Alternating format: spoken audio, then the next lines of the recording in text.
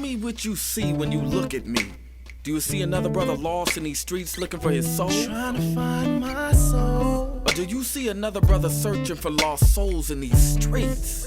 A street soldier. Street soldier. Here to help you get that chip off your shoulder, warm your colder days and sober your drunken ways, and find a way to help you get over these hurdles placed in our path. And this is not meant to amuse you. This is for all those who have questions but are afraid to ask. I won't be afraid. I won't be afraid. No. When times get hard, you lose your way. Open your mind and hear what I say. This is a message for the hard and the soft. To those who tune in weekly and to those who keep an eye out for 8 p.m. on Sundays and turn their radios off. The truth hurts. The cloth has been pulled. We're walking around half dead. Use this show as your IV. Alive and Free is a new movement. We've achieved self-destruction. A street soldier promotes self-improvement. Streets couldn't be no colder, so I gotta be a soldier. It shouldn't be this hard for me. Even when it seems so hopeless, I gotta keep my focus. I'm glad to be alive and free, yeah. Streets couldn't be no colder, so I gotta be a soldier. It shouldn't be this hard for me.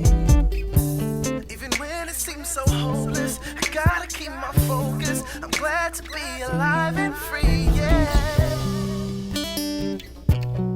Good evening. This is Lady Estelle and the Street Soldier Crew, and we are back on this Easter Sunday with you. Your host this evening is glad to see that we were able to rise up. We are healthy. We are still alive and free. Your host, Dr. Joseph E. Marshall Jr. Good evening, Street Soldiers. Happy Easter. Happy Easter. Thank you for listening once again to Revolutionary Radio. I haven't said that in a while, man. I used to say that all the time. What we do here is real simple. Play a little music, save a lot of lives, and another wonderful show for you this week. So thankful to be here on this Easter Sunday. Let's see. What's up, Fillmore? Gotta say hi to you. Hello. Oh, okay. That was quick. And Hello. And gotta say hi to you. Hello. Happy Easter, and it was kind of like Christmas all over again. Evelyn was like, "Where are the Easter eggs? I'm looking for some chocolate."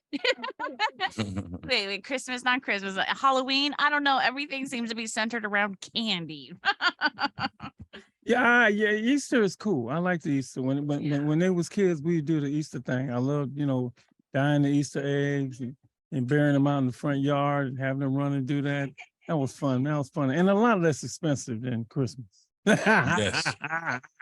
Easter was cool. Easter was cool. I love it. It was a lot of fun.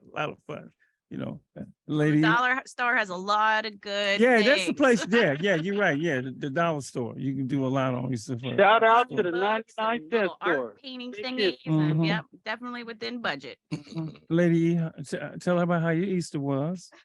Come on now. Oh, yeah. Easter is just a special day, weekend for me, because for me, it starts with Monday, Thursday, where we have a vigil all night. And then we do a service for Good Friday. And then the light comes back for Easter Sunday. And it's just a glorious time for me. And so, yeah, it was good.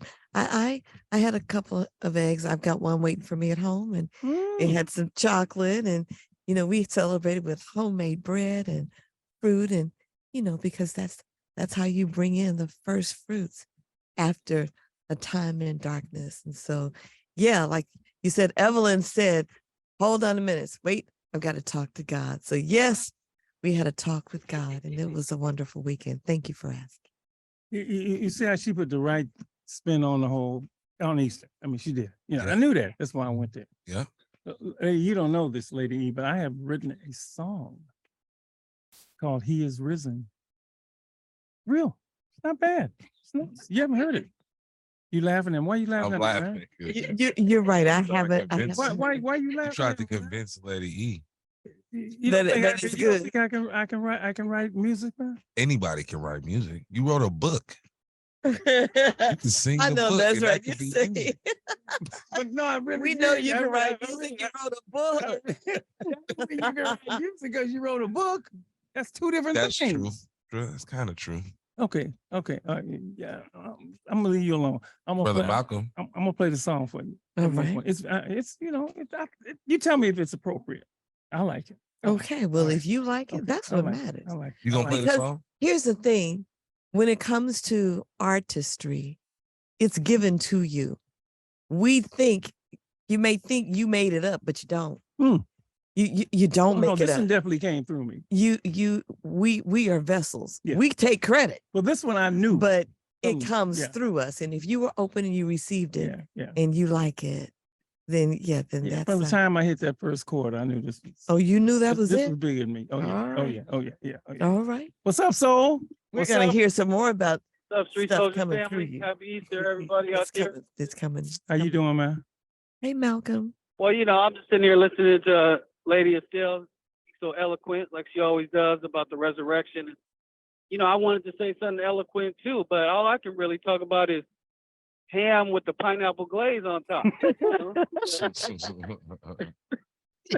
Because I was fortunate enough today to go see my mama, and she had the ham and some mac and cheese, and hey, So that's heaven Malcolm, to me, okay?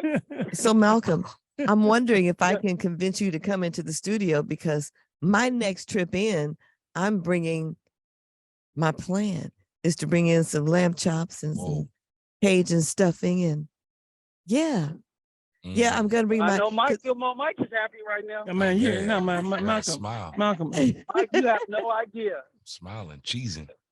You in for a treat. I will try to get there for that lady. Yeah, man. I will let you know. Don't worry about it, man. If you don't make it. I will let you know on Saturday that Sunday is gonna be smoking out here in the lobby. Okay. Oh man. Thank you.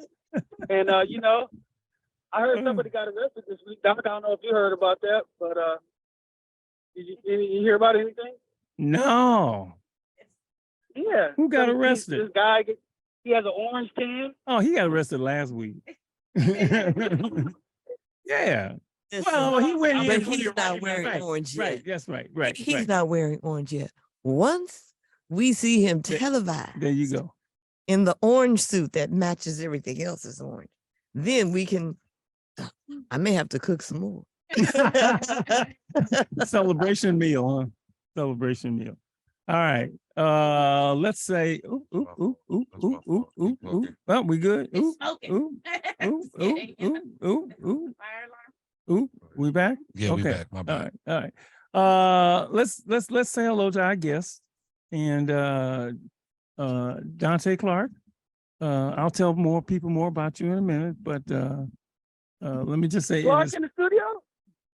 damn, man, I did this for you, man. Okay, because I was gonna go to him later, but I know you wanted to holler at him, right?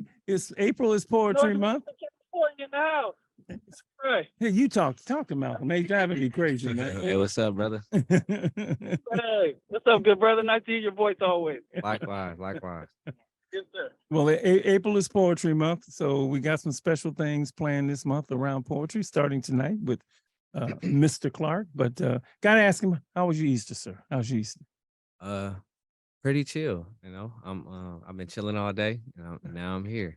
So I've been chilling. He's a chill type of person. Mhm. Right? He is. He's like, I'm just mad he's not gonna be here next week when he got the food. He missed you, bro. You human body. You ain't cool, Dr. Martin. Oh, it's not next week. But that's right. I'm gonna be late coming in. So the next one. Okay, got you. The week after. The next one. Got you. But But The nah, next time you yes, see sir. me, it's gonna be some food, okay? Yes, man. we got guards now. I don't want nobody bum rushing the place. Man, if you put the word out over the air, Lady E's cooking. So, all right, we got the guard down there, right? We do. Okay. All right. I don't want him to hurt nobody, but I don't want nobody else. That's what's Well, up. it's going to Can't be wait. good. I Star can't- gonna want to play too. Yeah. That's right. Yeah, well, we can give him. He's cool. He's a nice guy. He's a very nice guy. He said the guard going to want some too. That's okay. I know. We're going to have enough. All right, before we get to Donté Clark and his wonderful work, and he's going to tell you all about himself, we have a guest who is going to tell us about an event that is coming up this week. And we're going to pull her up. She's here. She's here. I don't see her, but she's here. Tasha Henneman, how are you? Hey, Dr. Marshall. How are you? Can you hear me? There she is. How are you? Can you hear us? Yes, I can hear you. I'm gonna turn my mic And off real we quick. can hear you. you see Thank me you and very hear me? much. Okay. Yes, thank you very much. Let me just read this very quickly. I got it right here. There is an event coming up on April the 12th. What day is April 12th? What's the day? Wednesday. Wednesday, right? Wednesday. Yeah. At the Grand Lake Theater in Oakland, screening a very powerful film. And rather than me read this, Tasha, why don't you go ahead and tell everybody all about it? Sure, sure. Well, first off, thank you so much for having me on the show. It's great to see you all, and happy Easter. And we are so excited to screen this film on Wednesday. This really is an opportunity during Black Maternal Health Week, which is April 11th through the 17th, to build awareness and activism and build community and really amplify the voices, the perspectives, and lived experiences of Black moms and birthing people. And so we invite your listeners to join us for this screening at 3 p.m. at Grand Lake Theater, and doors will open at 2 p.m. We will have DJ Orlando Williams playing music from 2 to 3 ahead of the film. We have the mayor will come and say some remarks, and they will have a post panel discussion after the film. And we're so fortunate to have Tanya Lewis-Lee, one of the co-executive producers of the film, along with two fathers, Omari and Bruce, who are in the film, be part of the panel, and Jaisha Wren with Beloved Black Centering, and Rhonda Smith with the California Black Health Network. So it will be a very powerful panel that will be talking about this issue from policy level to on the ground working with Black moms level and everything in between. And of course, you know, just the film itself. So we're really excited. The title of the film is pretty powerful itself, Aftershock.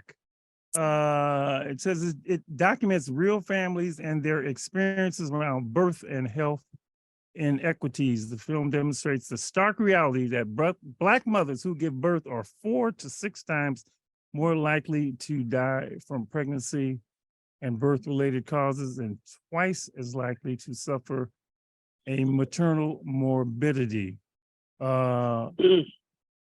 Is that you know, I've heard that, but how well known is that actually? Yeah, I'm not sure it's very well known. I mean, I think, so I saw this film last summer at Martha's Vineyard at the African American Film Festival, and there was a lot of information from this film that I just did not know. I think, you know, the US ranks 55th in the world in maternal mortality rates, and those numbers are more disproportionate for Black women specifically. And I didn't know that, although, you know, we do a relatively good job with our healthcare systems, we have a long way to go, and that racial disparities in maternal health in the United States have really persisted for decades, you know, despite those advancements in medical care. This is even made evident more recently. There is a research study done by the California Healthcare Foundation called Listening to Black Californians. And they talk to thousands of Black Californians across the state who have health insurance, get preventative screenings, they, you know, monitor their health, yet 1 in 3 of those participants reported that they had poor treatment by their healthcare providers because of their race and their ethnicity. So it's definitely an issue and a problem where we are seeing you know, many of our state legislators, fortunately, listening up and, you know, making some policy changes. But again, we have not arrived. We have a long way to go to reverse, you know, a lot of the historical harms in our health systems and the racism and the institutional racisms that, you know, that still exists. Lady, you've often remarked, let me get you to the mic. You said this actually, I mean, you said a couple times at the closest time. Well, I'm gonna let you say it. The closest time a woman comes to death is Oh, when a she's woman giving is birth. closer to Yes. death Yeah. when she is giving birth than at any other time in her life living. Giving Mhm. birth is walking a tightrope between life and death. Wow. I remember Serena Williams Yes. had a very difficult birth with her Yes. with her child. Mhm. But see, it's oftentimes the medical teams do not hear what we have to say.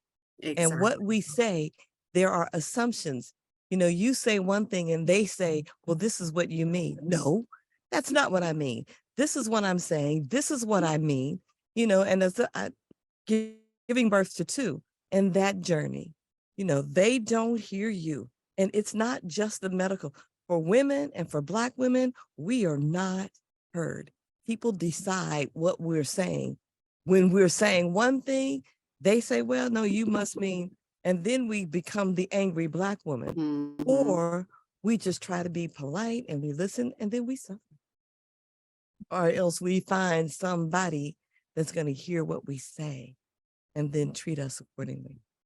The film is Aftershock. It will explore all of the issues that Lady E and Tasha has raised. Tasha, tell everybody one more time, give everybody the 411 on when and where, and yeah, do it one. Yeah. Okay, yes. Well, I have to shout out that the Black Leadership Council, which is an initiative of PRC that I have where I work, who is putting this on with First Five of Alameda County Fathers Corps, the Alameda Health System, Alameda County Public Health Department's Beloved Birth Black Centering Collective, and the California Black Health Network are all partners in putting this event on. So I'm really thrilled to be working with them.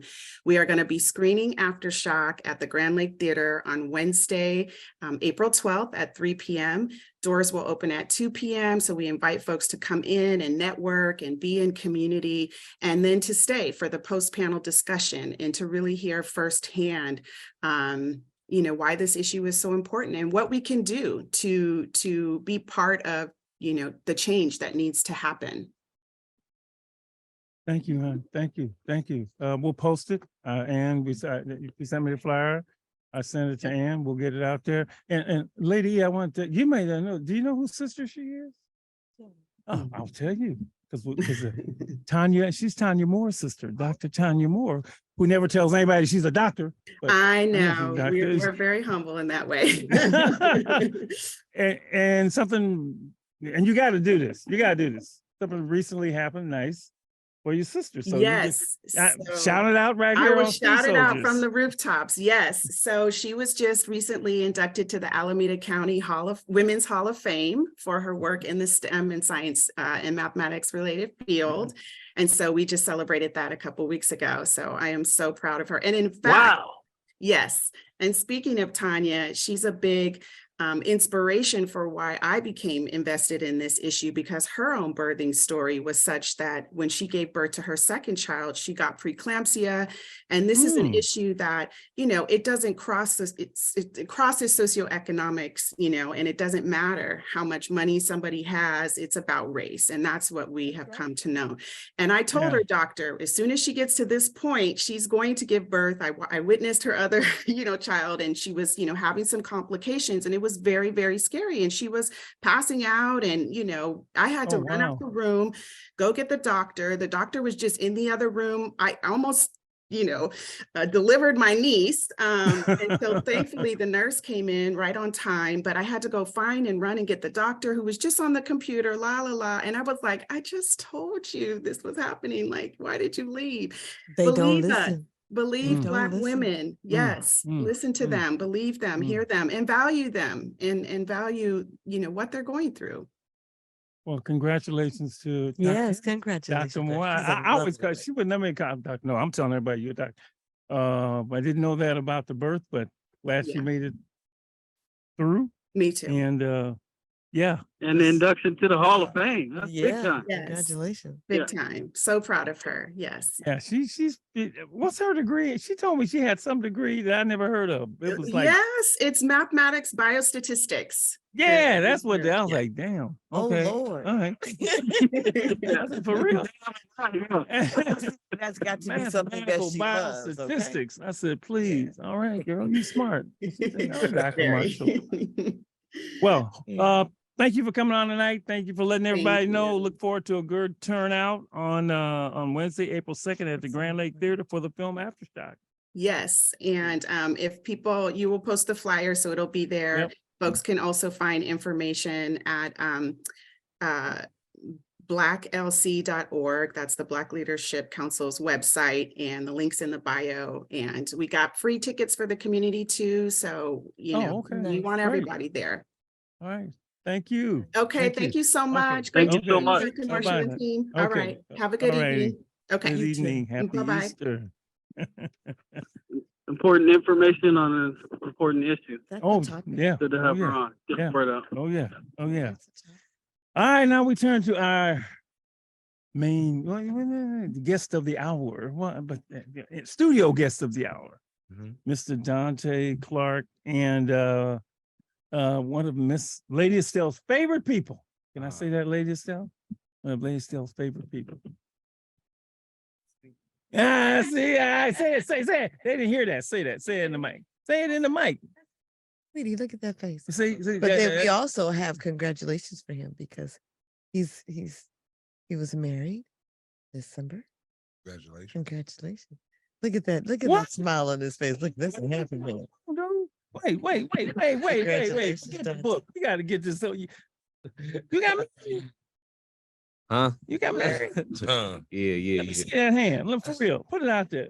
Yeah, damn. Hey, Doc, you seen that coming here for a couple of years now. Yeah, man. Dude, so all right. What's 411? Full disclosure. What's he with it? Ain't much to say. Yeah, you know, ain't much to say, It's two people who see the best in each other, who bring out the best in each other, who's committed to each other. I look at my relationship with this individual as just my relationship with the Most High. You know, just what I was put on earth to do. You know, to be fruitful and multiply, to protect, to provide, to lead, to counsel, to nurture. And I feel like with this person, I have that, and it's nurtured in me, and it's nurtured in her, and it's a beautiful thing. I'm a private person, so I don't really like talk a lot about my things that I care about, that I protect. But with this one, I feel real blessed to be able to be joined with this individual. And I Y'all are a appreciate it. beautiful couple. So do I just, all right, no name. Do I know the person? Yeah, Yes, you do. You met her. Okay. Well, You've been in I the think I studio. have, Oh, but yeah. I was leave that to you. Phenomenal artist, a phenomenal individual. You know, yeah. Oh, I'll that's leave it right there. Yeah. It's poetry, man. Oh, I appreciate it. so when did you know, man? Look, I know it's ain't a relationship show, but like, when did you know? I mean, this, this is rare. When did you know? He ain't here. But I'll ask you, like, love at first sight, love at 18th sight. When did you know? I say I knew when I was willing to get out of my own way. And sometimes that's a journey. Mike need to hear this, man. You know Go what I on. mean? He needs to hear this. Sometimes that's a journey. You know what I mean? It's a journey. Yes, you can see something and be like, oh, I can see the power of that. I can see that bringing out the best in me, or I can see me being able to add contribute to this union. But sometimes you get in the way. And then when you realize, like, okay, I'm getting in the way, and they don't have to be nothing big. It just be some little small things that make you feel afraid of, like, commitment. And I realized that growing up, I had commitment issues, probably because I felt abandoned. Probably because I felt like certain relationships you can join yourself with, whether that's friendships or teachers or mentors or whatever it is, that people oftentimes leave you. And with this person, it was just like, I'm here. You know what I mean? As you are, and I accept you as you are, and I'm willing to push you and challenge you to grow into the person who I believe you to be. And once I realized that, it's like, okay, I got to get out of my own way. Wow. And then that's when I felt like, all right, That's some good stuff, man. Yeah, so that's why I is. say it's more so like a reflection of my relationship with the Most High, because Most High created me to do to do what His will is and my purpose is first. And it's like, okay, once you accept that and you commit to that, commitment won't be as such of a difficult thing. You can realize like, wow, all of this ties in together.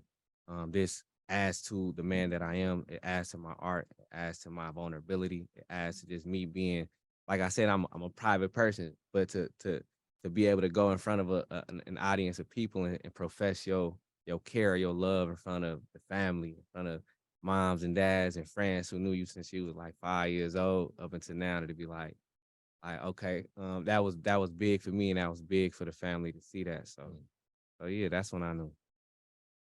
When I was Whoa, man. Yeah.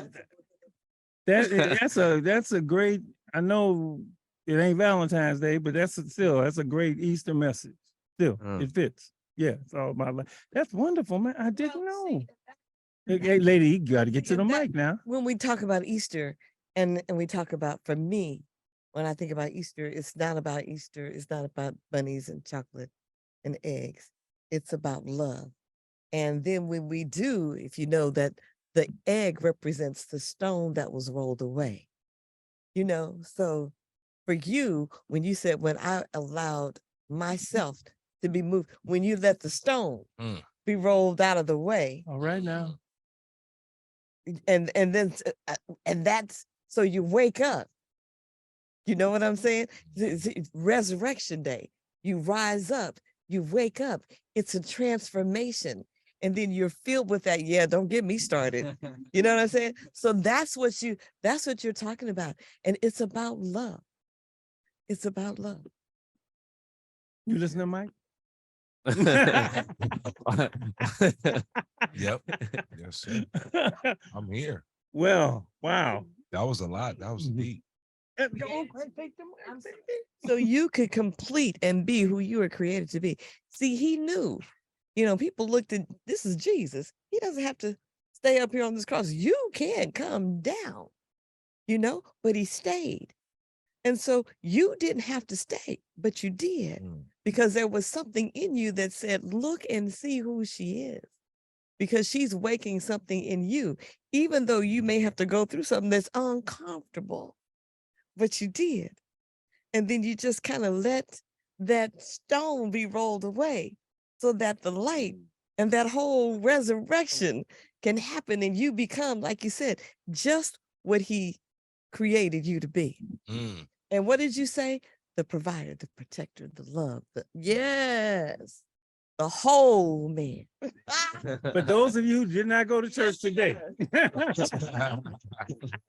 and did not know what Easter meant, and did not know how these wonderful relationships work, you just got it. That's beautiful. You just got it. Straight up. Thank you. Thank you, lady. Thank you. And congratulations. Appreciate it. All right. Oh, well, give him a brother a big hand. Yeah. All right. Now. Whew. I might have been let's tell everybody who you are. It is Poetry Month, and you are here for a reason. And by the way, and tell me, I didn't even know there was Poetry Month. So you know the history of Poetry Month? I don't. And don't either. Okay, well we can look it up. Okay, but tell everybody who you are. Donté Clark. You can call me Tay. Also go by Don Black, DonBlak. From Richmond, California, native of Richmond, California. I primarily identify as a poet, but I'm just a humble servant. Just taking life experiences. What I see, what I hear, what I go through, and I try to find some beautiful words to put together to describe an ugly situation, and sometimes a beauty in life. And that manifests itself in poetry, songs, script writing, whether that's plays, TV shows, movies, or maybe a book. And oftentimes that translate in the courtroom, where I go into the courtroom and help these brothers as being wrongly incarcerated, sometimes their fault, and other times just being misunderstood by the court justice system, and try to explain the trials and tribulations that they go through. So, that's who I am. That's what I do. Yeah, Donté is one of those people that you need to Google him. Let me put it like that, because you're not gonna get he's not gonna say all the accomplishments. We have to pull it out of them, right? But seriously, folks out there, y'all, you got these phones now. You can find anything real here. Google Donté Clark and find out all the things he has done in his, I would say, relatively young life. Yeah. Can we say that, right? Yeah. Okay. How long have we known you? Maybe I say 2010. I think that was the first time I came up here. Was like had to be like, so I started writing poetry like 08, and then I ain't really started gaining traction until like 09, 2010. And I think that was around the first time I came up here, because I had came up here and I did a Tupac poem, and I had recently wrote it. So that's when it was like 2010. one of the reasons I like having you back, or anybody that we saw, relatively early in their development, is to see the development, to see the growth. That's a lot of fun. Yeah. And I remember the first time you came in, so this brother's mad. Because that's where you were, he was spitting about it, and I get that, when you come into the knowledge of things, and usually it's the dark side or the worst side that you see, you got something, you had to get it out. And I'm sure that part of you was still there. But to have seen all the other, the development has been just spectacular. And then all the accomplishments, Now, and isn't he like the poet laureate of Richmond or something like that? Right. Once I was once one of the poet laureate. California, go. Yeah, one of them. But to some people, it's like, man, you it, and you always gonna be it. That's what I'm saying. Once. No, you keep that. Well, just to have a new one every year is what I mean. They do? All right. Yeah. They have, I think it's like a doesn't mean, 2-year term. What is that? Your term. Yeah. A poet laureate is pretty much someone that's like an ambassador for poetry for this particular region. So Gotcha. every city got a poet laureate. Gotcha. So they just pretty much put on for poetry, go out there and engage the community, whether that's school, city council, Right. whatever it is, just putting poetry on the forefront. It's tight. So in that regard, that's why I say Hey, can I- certain people where I come from is like, hey, Right. what we was doing to what you doing now, Right. I don't know. I don't even know what that word is. So whatever that is, you that for Right. us type of thing. So it's like I respect it. I respect it. Sent Richmond very well. So you want to jump in? I just want to say it's not just what the brother has done, even though his accomplishments are incredible and will continue to be. For me, Donté, it's just how powerful you are. And we all have that power and that potential around us. You're someone who you've tapped into your own power, and you know how I know, Mrs. Steele or Lady E, when someone has it, whatever it is when they, as an artist, when they bring me to tears. So I remember going to see Raheem Devon sing one time, and he was just singing, and then before I realized there was tears coming down my face. I didn't know why, but it was like he was tapping into something, and that happens to me when I listen to Donté. It's happened to me a few times when I've been at his poetry readings. It's like if I didn't even know, and then he's done, and I realize my cheeks are wet.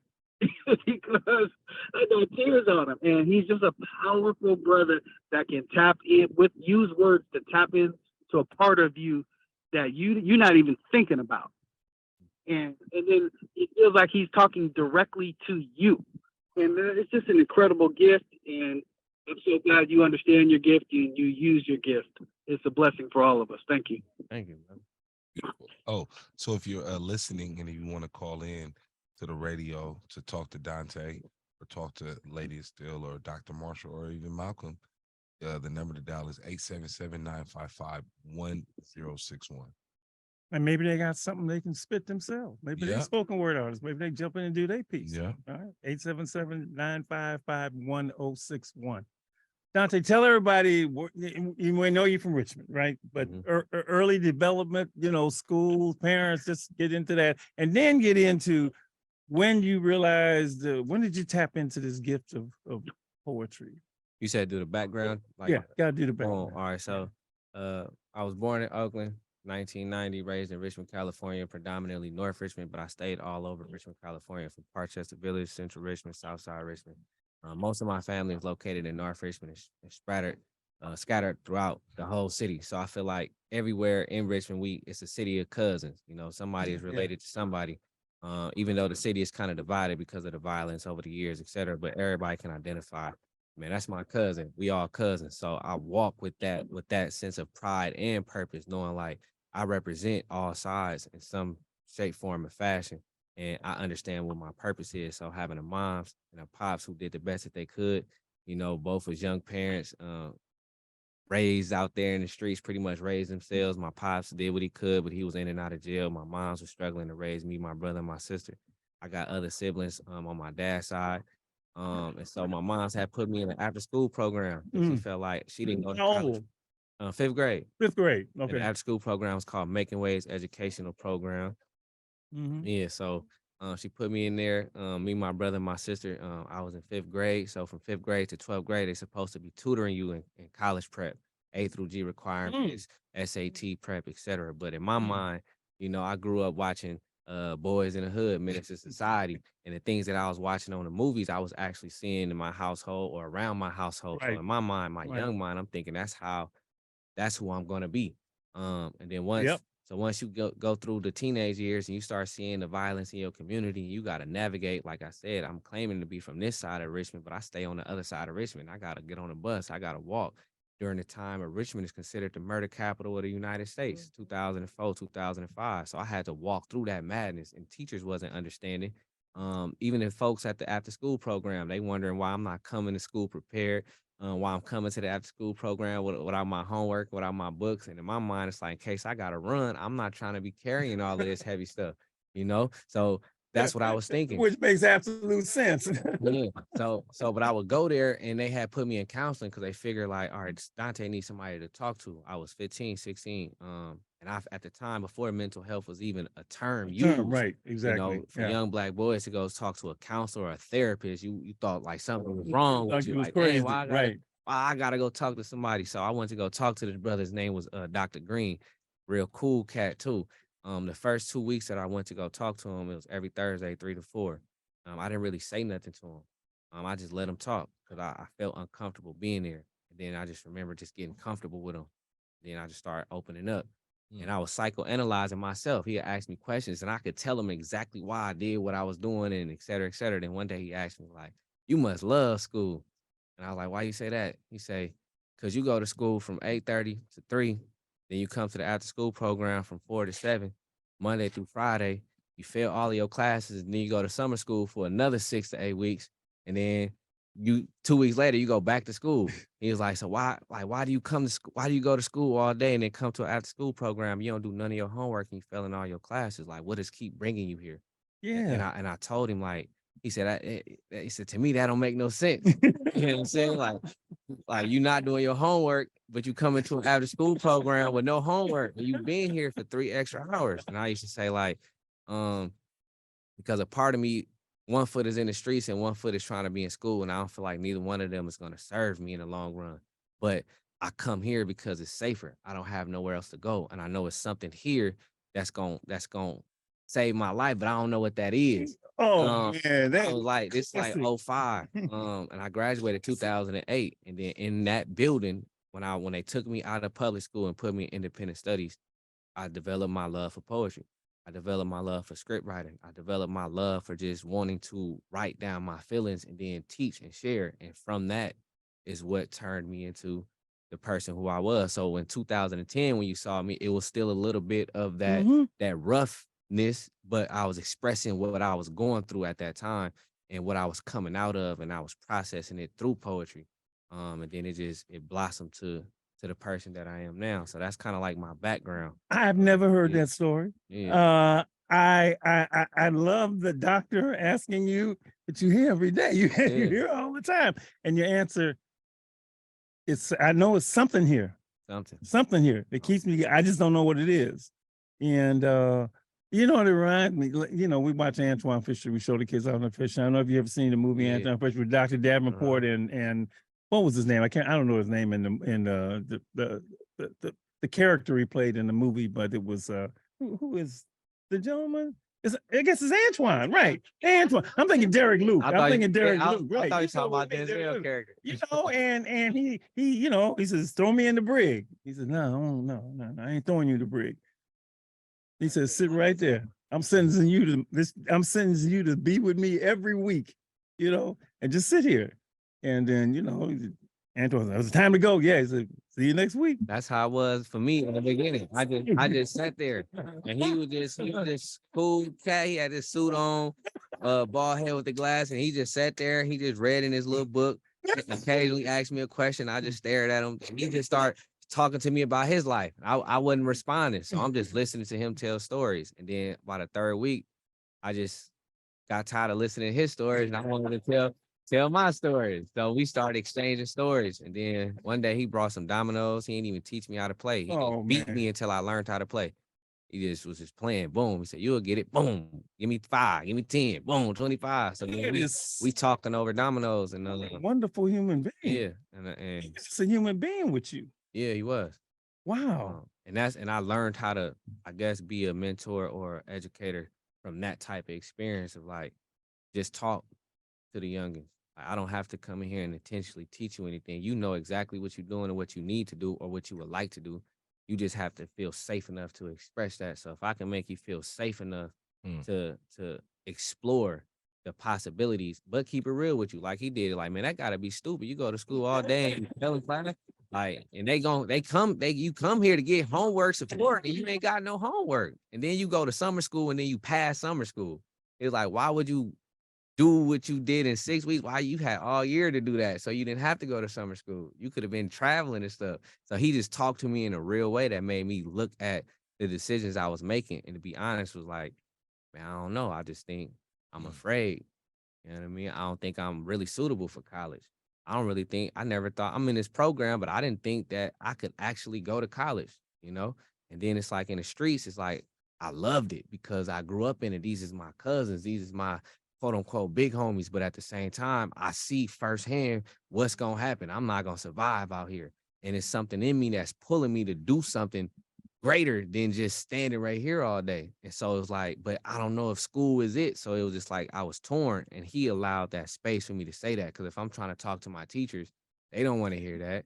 I gotta say, Donté, you have just articulated, I think, what so many young brothers go through. But you articulated. You got to the point where you can actually say it, right? Mm-hmm. Most brothers can't say that. They feel it. And if they don't run into, you were lucky enough to run into a man that knew it, your greatness, and was patient enough with you and loved you enough. That's what I'm gonna say, to allow it to come out, right? But I mean, I hope everybody's listening to this, man, because there's so many brothers out there just doing exactly. Yeah, especially black boys in school, man. They get kicked out. They get put into programs in what, first grade, second grade, sometimes in kindergarten. They get put in what's the disproportionate in special ed, and if you got AD, whatever, you in there. I mean, it's over. It's crazy, and just what he did with you was just it's classic. Yeah, it's unbelievable. It's beautiful. Whew, man. Okay, that was. I had a question. My God. You said something about. Wow. You said pride and purpose. Isn't Richmond known as the city of pride and purpose, right? Right. So was that like a metaphor? Oh yeah, for sure. Okay, for sure. I was just asking. Yeah. Gotcha. Sometimes we have pride in the wrong thing. Yeah. You know what I mean? No, it's real. And it's the like, ghetto is a trip like that where in which we get a lot of pride in negativity in the ghetto. Want pride in something. And in the hood. Ever. It's a pride, but what's the pride coming from? Yes. And sometimes like in one thing I like about Atlanta, they get a lot of pride of their pride comes from the fact that it's kind of like we did this, so to speak. It's not like it's not the ghetto, you know what I'm saying, so to speak. Like New York is like go out there like they got like, oh, this is Harlem beat, this is Bronx. But like it's a negative aspect that pride is coming from. A lot of times it don't come from a positivity. Well, that's why when these brothers go on folks go on these college tours and they go down and they see all that, man, it blows them away. And then one thing I wanted to say, college, and that's the thing, it's a misconception about college that it's hard. It's really not hard. You're just doing discipline. You're gaining the discipline. You get the discipline down. College is not that hard. You are correct, sir. Yes, sir. You are. I mean, I didn't graduate college. I went to college. Well, when I did go, I was like, man, it's not that. I thought it was gonna be like like I wasn't gonna be able to perform. I mean, it ain't that hard. You gotta do it. Like if you listen to the teacher, follow the syllabus, boom, you got it. But see, some of them, I did actually end up going. I took a couple of community college classes, and some of them professors. I had a class at it was at Cal Berkeley, but it was through the city of Berkeley. It was from 6:30 to 9:30, 3-hour class, and literally just that's a lot talked the whole time, and it's like I'm talking about dates 1622 such and such Friendhauer and wow. And I'm just sitting there like, I know this is Black history and I'm supposed to learn it, but the way it's being taught, it makes it difficult. And then when you come across certain people who can break it down to you in a way, that helps a lot. The way to teach history, anybody's history, it's a story. Yeah, it's a story. It's a story of your life, story of your life, story of your life. So Black history is a story of our lives. You know, this is why when I read my first Black history book completely before the Mayflower, I read it like boom, because it was a story. Lerone Bennett was masterful at that storytelling. Let's jump into this, your love of writing. We stopped at that point, and when you found your avenue, is that a good way to put it? Yeah. That allowed you all of the Donté-ness to begin to come out. I think my love for writing like existed in kindergarten. I remember being on this program called Hooked on Phonics in the 90s, where they had like this booklet. It's a bunch of cassette tapes that pretty much taught you how to sound out your vowels, your A-E-I-O-U's, and how to read. And they had a bunch of stories.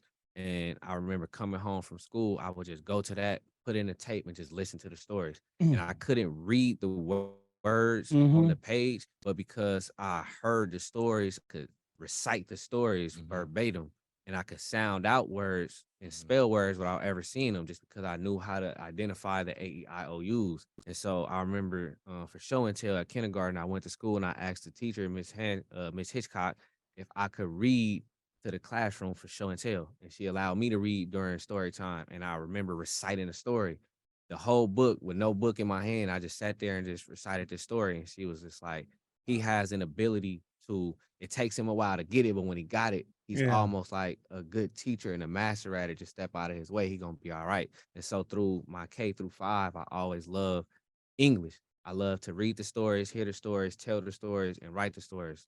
And spelling, I used to be able to pass all my spelling tests without really studying for it. I could look at the word one time, memorize what it means, and then just boom, and just do my test. And a lot of the times when it came to book reports, you know, Making Waves taught us how to pick a character that you like, assign 3 adjectives to best describe that character, and then find 3 examples for each adjective that best describe that character. And right there, you got at least like a 5-paragraph, 2-page paper.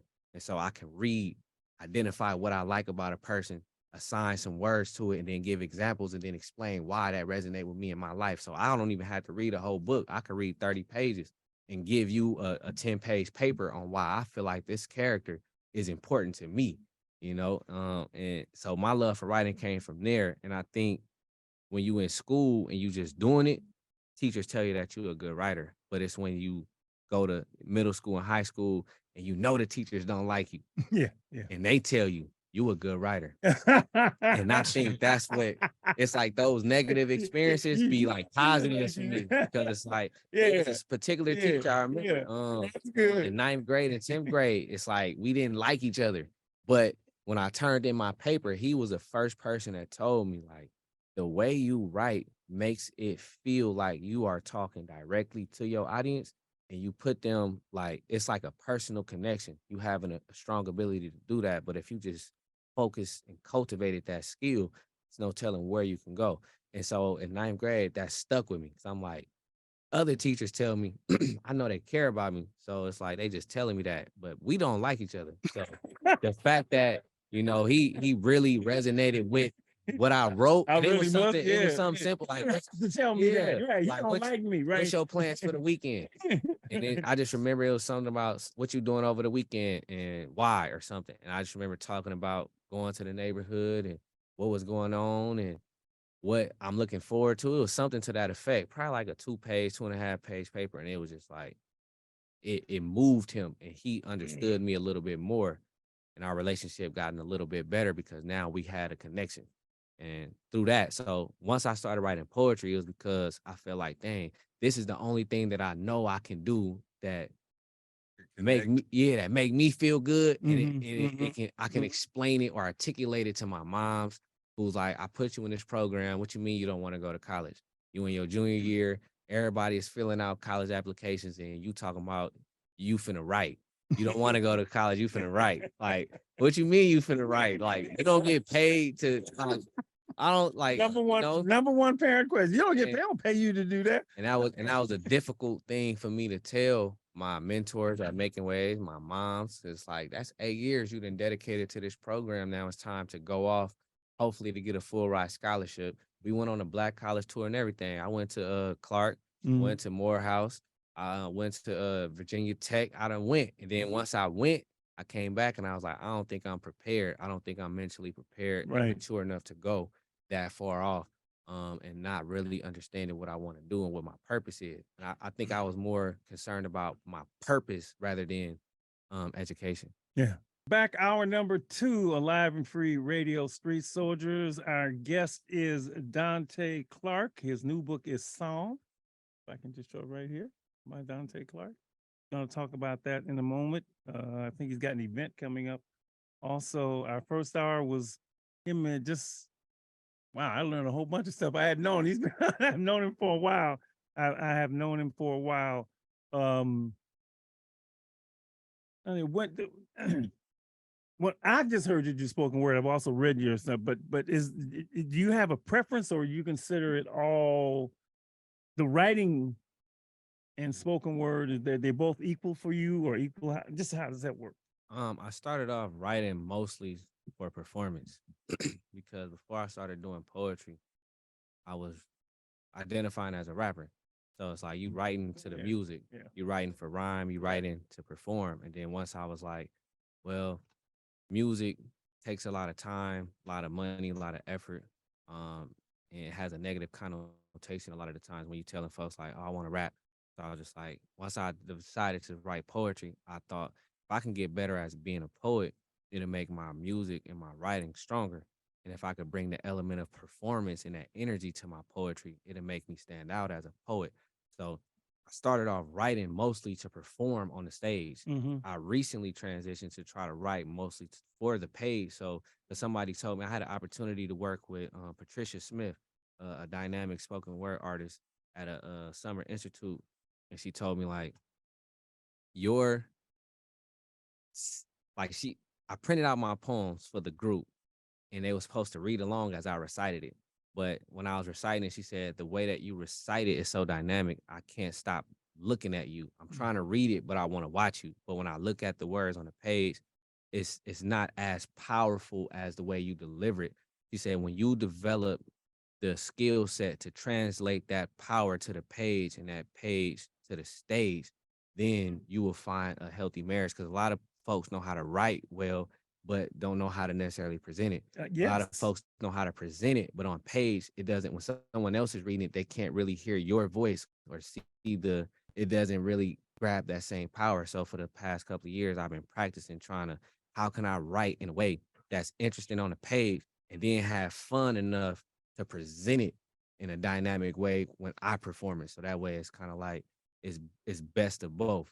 If you hear me, that's great. But if you read it, it's still interactive and engaging enough. So I've just been practicing with that language as of late. I don't know what to say. You want to, you're going to be the write the music, sing the music, play all the instruments. That's what I said I wanted to do. When I was 17, I was like, I want to write my movie. I want to direct it. I want to produce it. I want to act in it. I want to do the soundtrack for it. Oh, I said that at 17. But you are that special. You are just so unique in your storytelling and in all the work that you do. And I don't know, I guess it's just so human and genuine.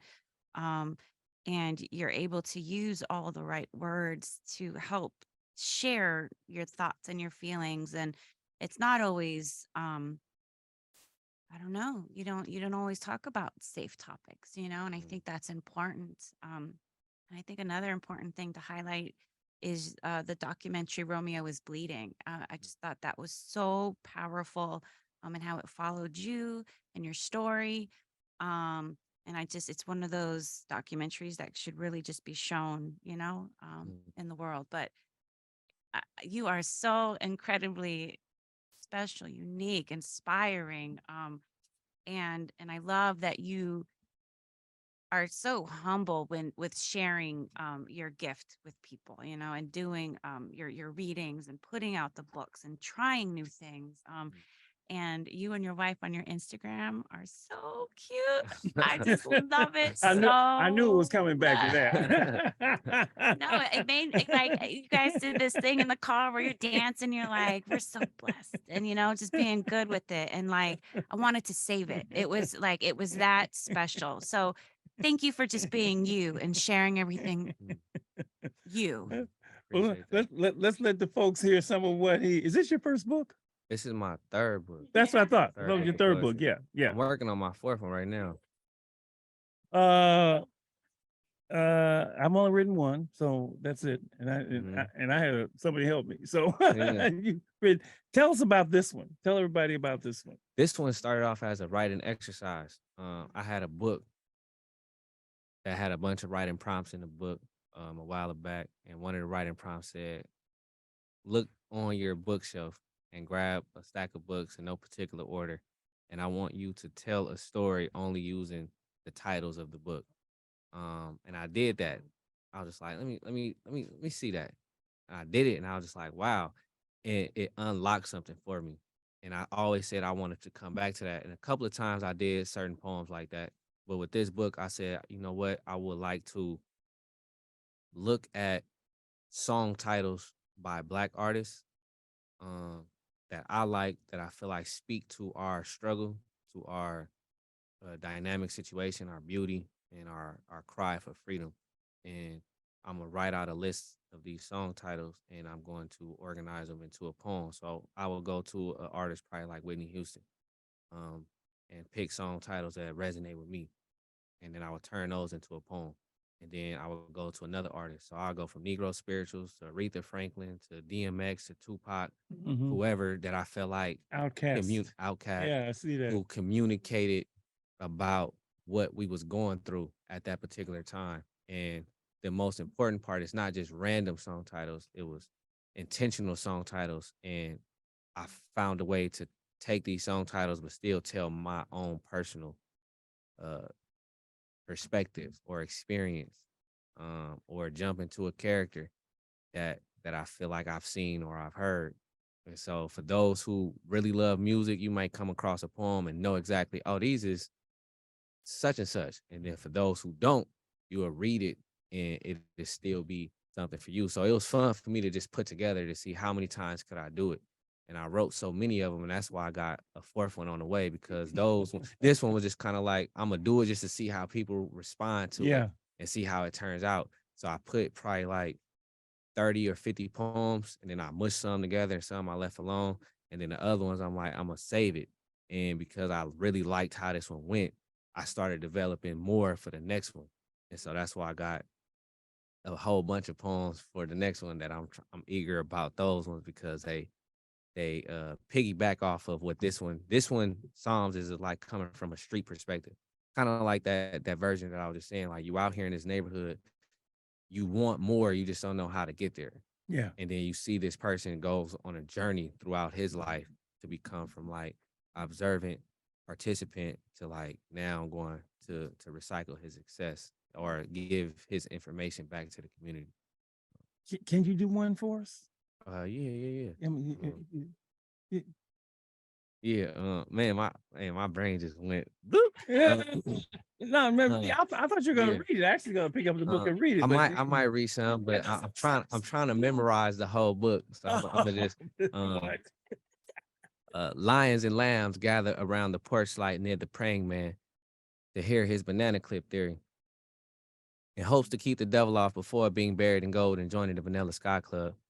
He said, we hasted through the fires of South and after our feet, unintentionally carried the flames of Mississippi burnings with us on our exodus trail of tears up north and westbound, covered by the ash of Jim Crow, with the smudge of smoke seeping deep into our veins, crawling through our lungs and hardening its thick coat onto our blood.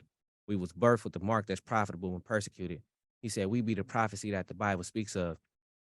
I say, if pain was a person, it'd be from the projects in my birthplace, where fed babies walk headstrong with secret scars on the black feet near demons with cold shoulders and no chill, holding on to switches and drakes on the purge for days and nights with no prayers, no features, no dealings with real love over thoughts for hurting more than yesterday, whose image is nonchalant, with a pistol by the bed under the influence of 28 bars, knowing word for word of a 7-Eleven in a brain-dead jungle. And when truth be told, and the federal pressure clears this air, this reckless mind frame will be blind and relentless again and again and again and again. So peace of my heart is wrapped in Egyptian cloth, buried beneath the pavement of cocaine paid corners where 1,000 corpses lie like dead flowers and family secrets at a fish fry. Sitting parallel parked at front lines of bricks and murals and Fendi seats, counting 30 shell cases and black spoons compiled after Reaganomics that left scattered brains on a Basquiat, reaping an aftermath of a juvenile hellhole. When our beloveds are left in slap box with bullet holes in their throats, when red beams are highly praised like we ain't the sons of kings, like we ain't sons,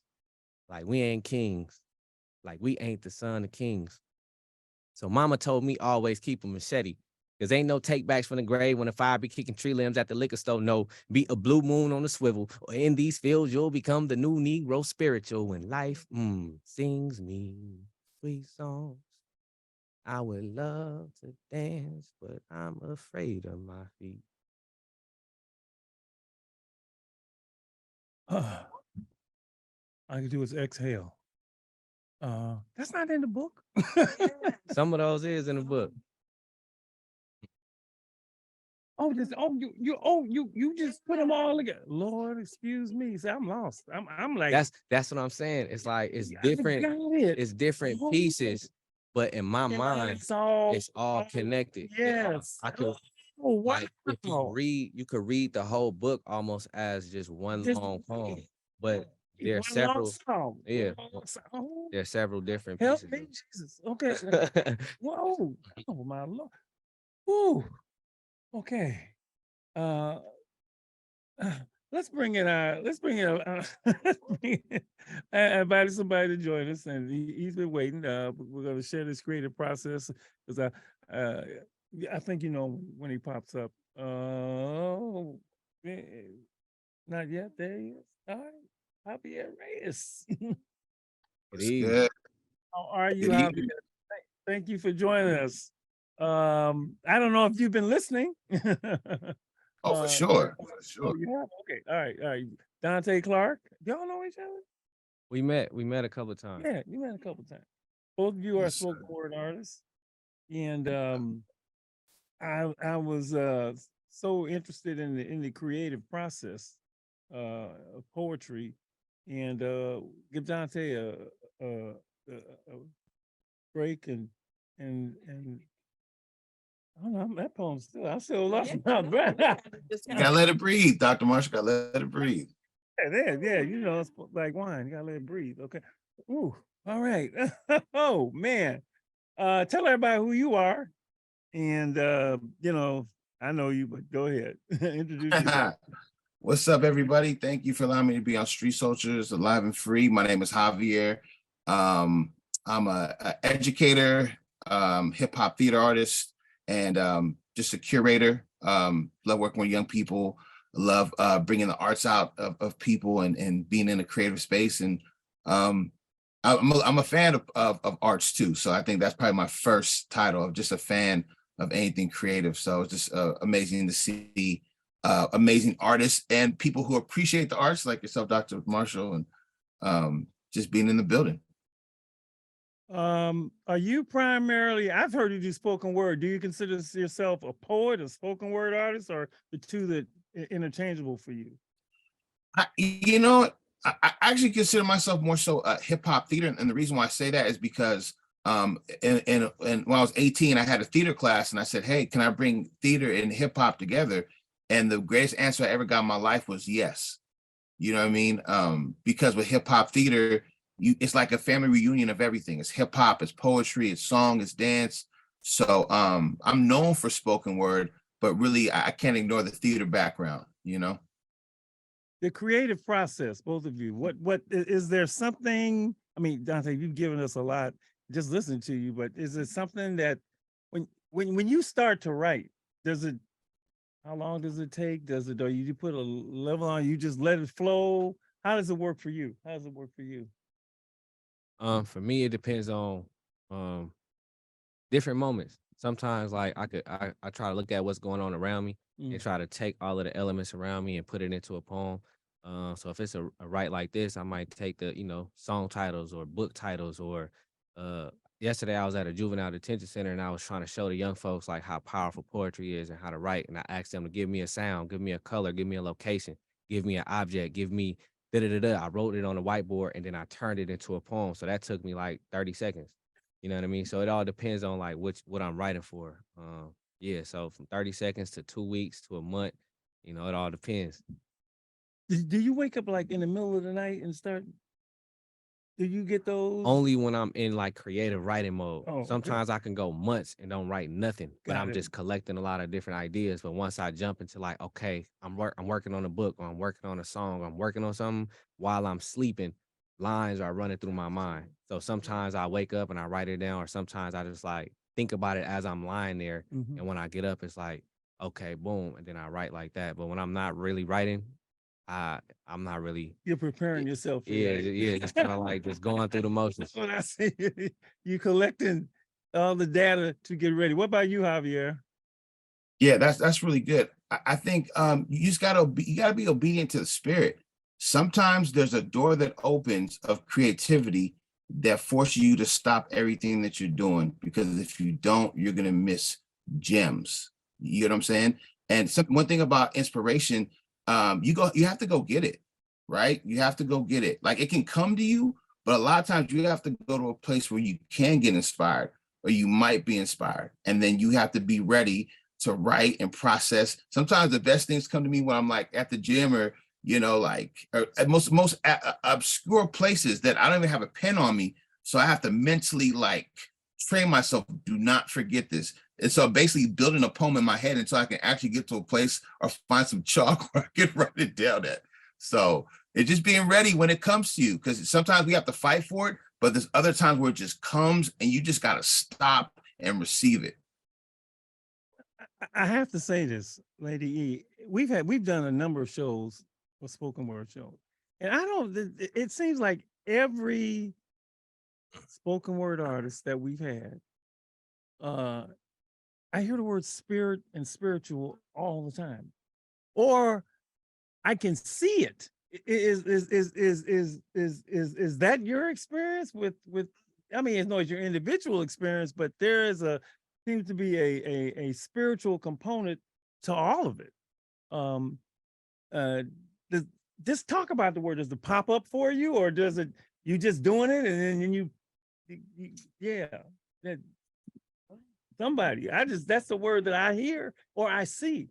Yeah, for me, definitely spirit. A lot of the times it's like it's hard for me to even put what I'm thinking into words. And sometimes I have to pray on it. Sometimes I have to actually go and open up the scriptures and read and just look at, the book of Lamentations. Is like, man, how did this poet capture the turmoil that these people was going through at that time period? And then those words come to me, and sometimes it's like I gotta get on BART, and I'm seeing my brothers and sisters out of their mind on the BART station, and I'm just looking at that, and then that spirit of like sorrow, or that spirit of like, I gotta speak on behalf of them, this responsibility. And then you kind of like I get pushed into gear. So yeah, definitely spirit is a part of everything that I do, because it's the word, it's the breath, You know, it's with no instruments. You could do poetry with instruments, but when it's just coming from your mind and your soul, it's the breath, it's the sound of your voice. It's coming from a deeper part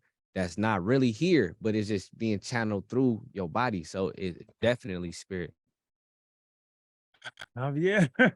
Yeah, I mean that brother, he pretty much took everything I had to say and like took it to another level. I think, you know, when God spoke the world, that's a poetic act. Like the creation of the world was the world was a blank canvas, and God just dropped a bar and said, boom, dropped 7 bars and said, here you go. You know, so and then again, you read David was a poet, you know what I'm saying? Like it is spiritual. Like you can't, if I really wrote from my flesh, I'm not that good of a writer. This stuff is passed down, inherited, and it's like Wi-Fi. It's like whoever wants it, go get it. But some stuff is just, man, I realize as I get older, I partner with the spirit.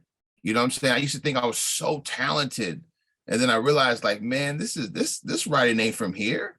This is a download. So, yeah, that's my perspective. Oh, you brother Jesus, the words I don't hear on the block. That's what's so cool. That's what's so cool. But they want to say this too. It is. I'm telling you. I mean, I'm please. Oh wow. Okay. Mr. You may have to take over because I'm like trying to breathe. Okay, I'm trying to breathe. Javier, Donté did one for us from his book Psalm. You don't say the S, right? It's Psalm. Do you say that? Yes, you don't say that. It's S. You don't. It is. You don't say the P. Well, I know you don't say the P, but you say Psalms. Okay, all right. I have to go to the one that knows. You want to do one for us, Javier? This put you on the spot, but that's what... Sure. And by the way, great title for a book, man. Great title. We're gonna get you a copy. Sure. Autograph, please. So this poem I'm going to do is called You're Not an Accident. I used to think I was an accident. Then my ancestors told me, nah, we ain't having it. I used to think because my life was so tragic, no magic could come after it. I used to think I was a mistake. How? No lawyers and doctors in my family had no way I could be great, until I heard a voice say, nah, son, you're divinely made. I'm not an accident. I'm deliberate, made to do something in this world that's so significant. See, I believe God was the first DJ, the first hip hop producer, and we were all unreleased tracks that he would leak in the future, all tracks on his mixtape. And when he created us, he got it right on the first take, on his playlist, the Apple tunes of his eye. And there's a reason why we exist. I'm not an accident. And the studio was the universe, void and black. And he said, I'm about to change all that after I drop my first track. All of the lights. No, we're all of his lights, we're all of his lights. I'm not an accident, I'm deliberate. And it's crazy because today I work with youth. I try to keep them safe. I try to keep them out the grave, provide them a safe place. I ain't Drake, but I tell them, hey, you're part of God's plan. God's plan. Just be patient and wait. I tell them there's no way that people like us can come from monkeys, cavemans, and explosions. People like us just don't fall out the sky. We divine. We from the lost tribe, partner. We chosen. We're all born on purpose, born with the purpose. Doesn't mean that what you come from makes you less important. I'm not an accident. I'm deliberate. Do you know that you were a 1 in 400 trillion shot of being born? That means you could have been created to be a door, a tree, a leaf, Chief Keef. But God said, no, I want to make you more like me. It would have took your parents a 1 in 20,000 chance for them to meet, and another 1 in 2,000 chance for them to stay around long enough for you to be conceived. You're not an accident. You're deliberate. It would have took your ancestors a 1 in 400 quadrillion chance for the right sperm to hit the right egg on the right day, just so you could say, why am I here today? That means your genes are a representation of an unbroken lineage that goes back 101 generations. Your DNA is made through slavery, wars, colonization, incarceration, gentrification. And what I'm saying is, your DNA literally got loyalty and royalty inside of it. Let me be clear. You're not an accident. You're deliberate. So no matter if you grew up in foster care or no one cared, your life was still spared for a reason. No matter if your family is full of pimps, players, and hustlers, whether you never had your father, your mother, you were still born to go farther. Whether you were abandoned or got stranded and never got the upper hand, it doesn't matter, fam. You were always a part of his plan, always a part of his band. Accidents just don't happen. I look at my life and I can tell it was planned. I'm not an accident. I'm here to make an impact, keep the world intact until he comes back. I'm not an accident.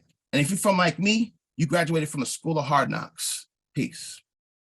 Oh.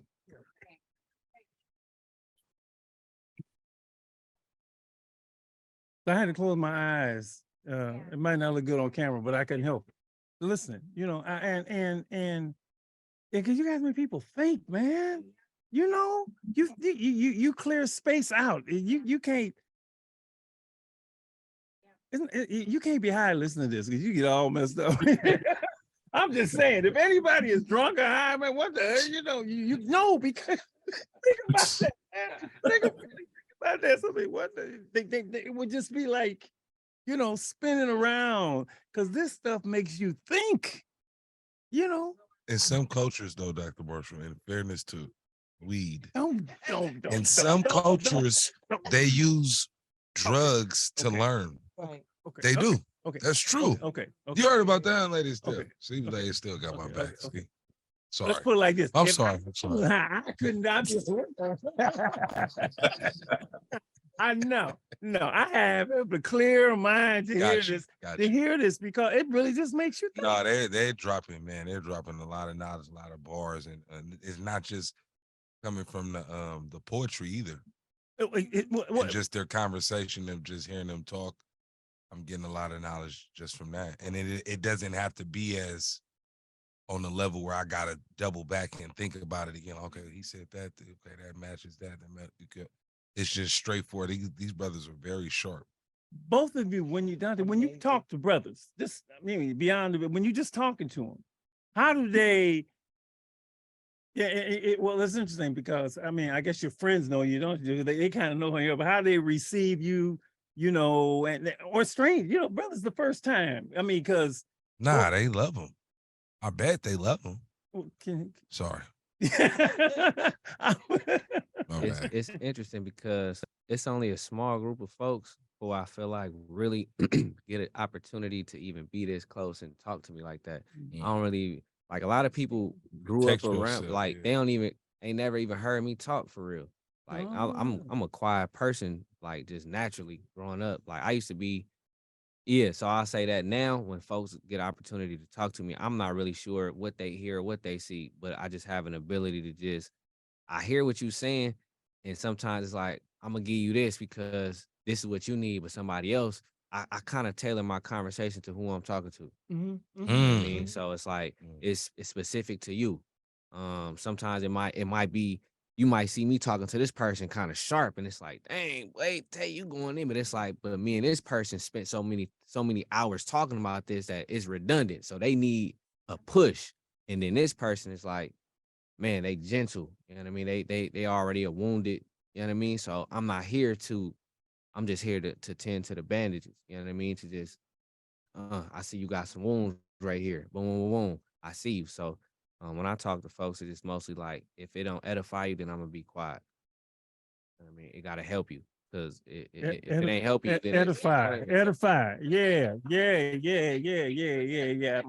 I think I know what that means. What that mean? I may be able. Got you. Not gonna bring about change and support clarity. Got you. That's a hell of a word, man. Edify. I'm ready. I'm gonna start using that more. Thank you, Donté. Javier, in your conversations with brothers, because both of you have this. Okay, just let me. I don't want to put it out there for you. In your conversations with brothers, what's it like? Knowing what you know, and you know, yeah. Just I'm curious about that. Is he frozen? Oh, my bad. Yeah. So.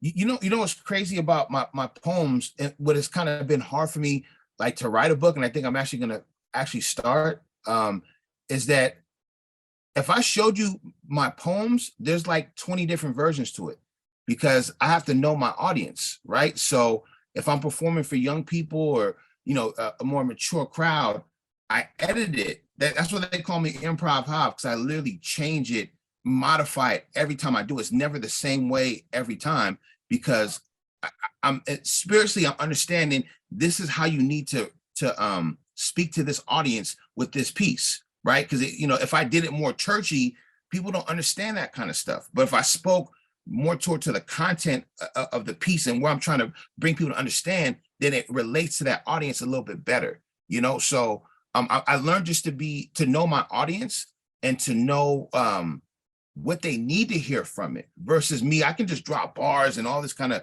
whatever. But I'm trying to speak to people's souls. You get what I'm saying? Universally. Because if I get if I get off the stage, oh man, great poem.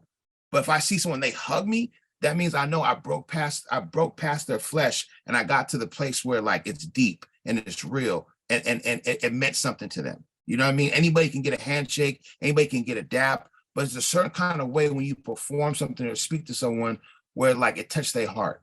And that's my goal every time when I'm trying to speak to bros or whoever. Yeah, and I know the audience, but I was thinking of just individually talking to brothers, right? Because you have something to give them that they aren't aware of, and I automatically, just because of who you are, just because of what you have inside of you, not only your experiences but your knowledge. And I know when I talk to brothers, most brothers don't know that. Hey, they don't know half the stuff I know. I know they don't know, and so I love having conversations because I'm always hoping that I can, give them some. My thing is giving you something to think about. Always. And it's just, is it okay for you? I mean, do you feel comfortable in that space? Without judgment. Can't have no judgment. But like the brothers do some stuff. They wear the mask. That's the word I use a lot. Brothers wear the mask big time. And you could not have said what you said earlier about, your love for your wife and all of that, wearing a mask. And brothers wear masks. Oh, yeah. We wear a mask. And I know they wear a mask. Now, how fixed the mask is, depending on how, how much they bought into it, right? But I know it's going to catch up to them in the long run in their relationships, in the street. That's true. It is. Because we put this mask on when we was little kids, right? From the boys don't cry thing, right? Mm-hmm. And so, we even get street names, right? Which is the ultimate mask, to change your name. So when you talk to them, I'm just curious, you have something and they're looking for it. Now they ain't gonna act like they're looking for nothing, but they are, because underneath the mask is you, is you. And I don't even know if you can comment on that, but I mean, that's a spiritual experience too, because when you are aware enough to know, like, I'm wearing a mask, they wearing a mask, but I'm about to take my mask off and I'm about to show them that I see past that mask. I think it automatically requires a deeper connection after that, because it's like, dang, this person see my soul. This person know what I'm thinking. I didn't even have to tell them. They already knew. They looked in my eyes, or they watching my body language, or they really.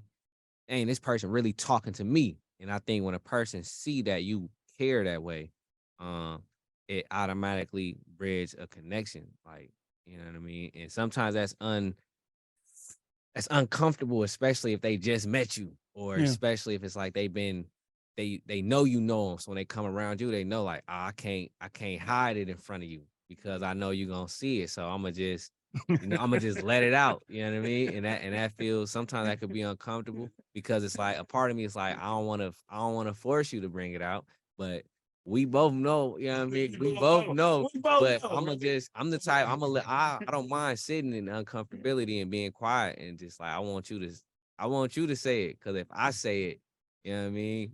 And so it depends. Sometimes it's a comfortable situation, it's love, and other times it'd be like, it all depends on who you're talking to. It could be your father, it could be your mom's, it could be one of your peers. It can be, it all depends on who you're talking to. But yeah, it's definitely a spiritual connection for real. Javier, your thoughts about that? Yeah, I agree. I put it like this, particularly with brothers, a lot of people haven't given them permission to be vulnerable. So I have to be the first one. I have to be the sacrificial lamb and put mine all out there so that they and their lives in general can step into a place of vulnerability, which then leads to accountability. And part of it too is like, hopefully through my poetry, they'll realize how much more that they didn't know that they realize they do know intuitively, right? Through the poetry. Like, Oh, you like how you said, Dr. Marshall, like you close your eyes and listen to it. Like, I hope that I don't sound like I'm the most important person on the stage, that we're all critically thinking together, even though I'm doing poetry. Like it doesn't work if they're not embracing it or not into it. Like I did a show at Thurgood Marshall, and like I always perform for the person in the far back, right? Who thinks that they're gonna kind of slide in and they're not gonna get a word from this performance or whatever. And I remember like I get nervous for assemblies, right? Because kids be everywhere and all kind of energy. Dr. Marshall, let me tell you, man, them kids gave me the most utmost respect. They weren't even listening to the teachers. When I was performing, it was like this. And I was you hitting that, man. Oh, I'm not surprised at all. Thank you. There's just so much more to this. When I say the mask, it's a big, let me be frank about this. The music that they listen to is being made by brothers wearing masks, right? So they ain't gonna get no relief there. The mask is only gonna be, what do you want to call certified, right? Because they're making money. They big stars. So the mask is gonna be certified, but it's not doing any of them any good, really. Even if they're stars, it's not doing them any good, right? Inside. And so you brothers are special, is what I'm saying. I'm saying you're special because you that's not what you're into. That's not what you're into. And I just really appreciate you so much for being, what's I saying? Dare to be different. Dare to be different. Because brothers need you guys. Yeah. But who's this? I know it was Black Star. They had a song back in the day. It was called Knowledge Itself. And then like certain rappers you listen to, you can tell they have a true knowledge of self. Like even Jay-Z now. A lot of people don't like Jay-Z, but like if you listen to him now, you can tell like the money is not like that doesn't really he grew up. He grew up. You know what I'm saying? So you can hear just his just knowledge of self. And a lot like I encourage a lot of younger people, find a rapper that you really like. No matter what they talking about, don't just do it because your partners like them. Find somebody that you really seriously. No, we do everything our partners. Well, I was kind of different. Good. You know what I'm saying? Like I know kids that are kind of different. Like they just do them, and I encourage that because you have to find your true voice. Yeah. And so like one of the ways I found my true voice was through music, by discovering different artists that I liked, that talked to me. You know what I'm saying? So like every rapper doesn't talk to negative rapper doesn't talk to everybody in the ghetto. Some rappers I love the rappers that were just true to them. You know what I'm saying? Yes, sir. No. I'm big on messages, man. I'm big on messages. You send a message all the time. Right. Everything you do, you send it a message. So, both of these gentlemen are sending messages. Is there anything that you want to say? Because I get into this because I just love having both of them. Anything you want to jump into? Because I want to hear some more stuff, some more. Go ahead. Thank you. So the words that come, definitely they don't come from us. They come through us. And when we are open and ready and willing in the middle of the night, in the most, not even thinking about writing, a word comes, the message comes, something comes, and we've got to stop. Sometimes, if we can, just remember it, let it stay with you so that you can transfer it on some paper and then hopefully share it again. And so I was reminded, listening to you, I was sitting out here waiting for the show to start. And it was on Sunday. And Sundays, anybody who knows me, and I remember here Javier saying, you create what you say to the people that are listening. But then there are people who know you and they just want to hear you. Whatever you got, then they're ready for that. In any way you got it, then you don't have to cater it to me, just bring you. And so something was given to me prior to a show and I wrote it down and I'm going to share it with you. Is that okay? Yes, ma'am. It has a title, but I won't share the title with you. I'm just going to go ahead and read it. That's okay. And see, you've got yours in your head, mine is on the paper. Yea, though I walk, my feet don't touch the ground. The walls of this physical form have all fallen down. Yet I move and breathe and walk and talk, while an abiding presence fills me and guides me and holds me together. In the stillness, I listen. In the silence, I learn. With the hustle and bustle of everyday living, wisdom is given. The divine is present. What is this that's got me wrapped all around? Like I'm floating in the air with my feet on the ground. Searching for words there's no way I can find except love, grace, and the presence of God. Mm, mm, mm. Ooh, yeah. Whoa. Thank you, Lady. I had to stop and write it. That was the Sunday that Intertom was here. Oh, I was like, yeah. this is where I'm at right now. And I just wrote it. He's like, wow. How often do that? How often do you guys as writers, or when did you start to realize, like, man, I got to start writing this stuff down, or like mentally keeping these little things that I got, because like you guys were talking about that, and sometimes I may have like an idea, and then you don't write it down, or you don't like.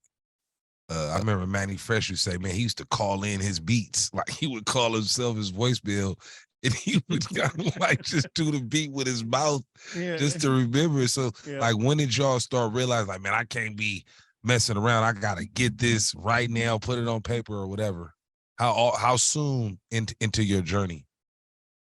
I'm still learning how to actually do that. Okay. I be like, the lines come to me when I'm washing dishes, when I'm exercising, when I'm walking. Driving, It just be randomly, I just come up with something and it just be like, I gotta write that down, and I forget it. I forget it all the time. Okay. And then I just feel like It was still a struggle. yeah, it's still a struggle. But I believe that the brain don't forget, the mind don't forget. The subconscious mind stores everything. Yeah. So I'm like, it was just brought up to my front. Right. To get it. It's I ain't still get it there. that time. It's still there. It's gonna come to me Right. at a time, and the next time I'm gonna be ready for it. So Right. I'm still learning how to do that. Sometimes I memorize it on the way. Like, it's a haiku that I had came up with, and I just meditate on that the whole day until I got it memorized. Javier? So I always heard that the quote, you know, a short pencil better than a long memory. And I just said a short pencil is better than a long memory. Got you. I think that's how it goes. There's some times when it comes, it literally feels like someone turned on a faucet, and it's just like, and I'm like, oh man, I gotta deal with this. And I realized that sometimes I'll try to memorize it and do that. Like Jay-Z, right? He would contextually like edit his stuff like we would do on Microsoft Word in his head. And I said, I'm not Jay-Z. I gotta write this stuff down. And I gotta try to write it down. And this is not like, whenever that inspiration comes, sometimes there's a song that's associated with it. So I have to write all these notes that when I finally like sit down and capture all of it, when I go back to it, I have to remember the environment that I created to like foster that. You know what I mean? So songs, words, whatever, so I can revisit and start again. So it's really like, it's a lot of Jedi mind stuff, man, of like doing your best to capture it, and then you're gonna go back to it and like figuring out what was that thing that jump started that moment to like get that stuff to come to you, and then try to sort it out again later.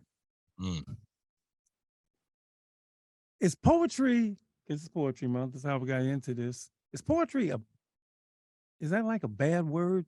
I mean, does it have a negative connotation? I'm just curious.